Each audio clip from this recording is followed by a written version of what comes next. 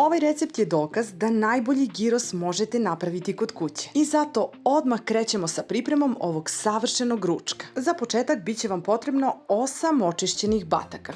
Pa prelazim na pripremu marinade. U šolju sam sipala 200 ml ulja. Dodajem kašičicu soli, suvog začina, slatke mlevene crvene paprike, bibera po ukusu, kašičicu origana i belog luka u prahu. Po ukusu također možete dodati i malo začina za piletinu. Sve dobro promešam pa prelijem batake ovom fantastičnom marinadom. Kada su bataci dobro obloženi marinadom sa svih strana, ostavljam da odstoje u marinadi nekih 2-3 sata u frižideru. Nakon 3 sata prelazim na pravljenje gyrosa. U jednu veću tepsiju stavljam neobičan crni luk, već pogačar.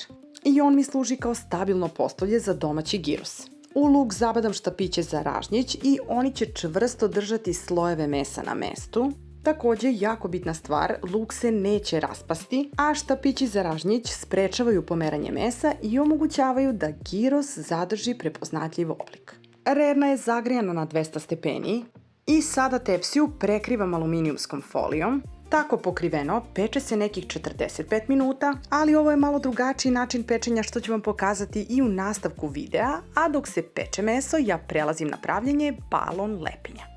U činiju sipam 100 ml mlakog mleka i 100 ml mlake vode. Dodajem 25 g sveže kvasca, kašičicu šećera pa sve dobro promešam. Ostavljam da se aktivira kvasac nekih 10 minuta, a za to vreme prelazim i na pravljenje tzatziki salate. Narendala sam jedan krastavac, obavezno iscedite višak tečnosti iz njega. Dodajem 2 čena rendanog belog luka. Dodajem 2 kašike pavlake, malo majoneza i soli po ukusu i tzatziki salata je gotova. Da vas podsjetim da za sve detalje, nutritivne vrednosti i pisani recept posjetite sajt eninakuhinja.com. Nakon 45 minuta pečenja mesa sklanjam aluminijumsku foliju. U tepsiju sipam 150 ml vode i ponovo meso ide na pečenje još nekih 45 minuta. Ali u toku pečenja 2-3 puta izlačim tepsiju iz rerne i prelivam gyros tečnošću u kojoj se peklo meso.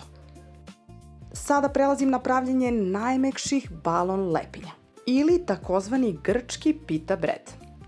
U dublju činiju prebacujem aktivirani kvasac i dodajem 1 kašičicu soli i 1 kašiku ulja. Dobro promešam, pa postepeno dodajem oko 320 do 350 g mekog belog brašna tip 400. Sve dobro promešam da smesa postane glatka i bez grudvice. Potom nastavljam sa dodavanjem brašna i nastavljam sa mešanjem, a kada dobije određenu gustinu prebacujem ga na površnjenu podlogu. Ručno mesim dok testo ne postane mekano i vazdušasto pod rukom. U proseku testo obrađujem ručno nekih 10 do 15 minuta, potom ga prebacujem u pobrašnjenu činiju i nakon 15 minuta kada se testo udvostručilo prelazim na pravljenje balon lepinja. Od testa napravim veknu i od ove količine ispadne 7 lepinja. Razvučem što tanje jer će u tiganju svakako puno narasti. Ovo je zaista kompletan i savršen recept za grčki pileći gyros. Možda bih kao najbitnije izdvojila pečenje mesa, jer zahvaljujući ovom načinu meso ostaje sočno iznutra, a s polja sa savršeno zlatnom pečenom koricom. I još jednom da napomenem, obavezno prelivajte meso u toku pečenja jedno 2-3 puta. I sada prelazim na pečenje savršenih balon lepinja u tiganju. Četkicom tiganj premažem sa malo ulja i lepinje se peku u proseku oko minut do 2 dok ne dobiju zlatno žutu boju.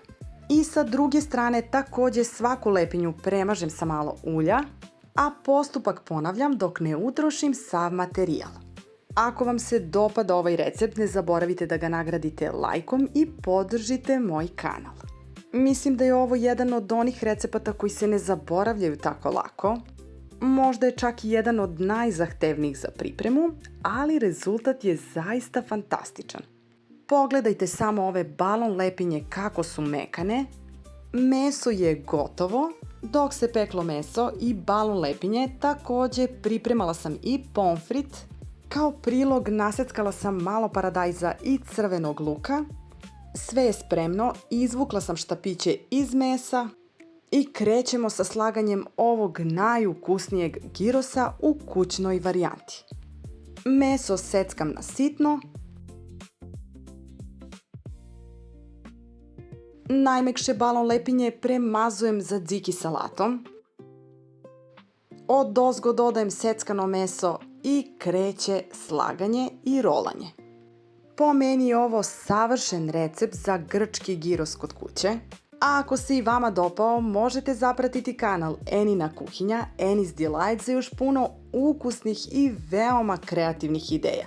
A mi se vidimo ponovo uskoro sa nekim novim, interesantnim receptima. Do tada uživajte, prijatno!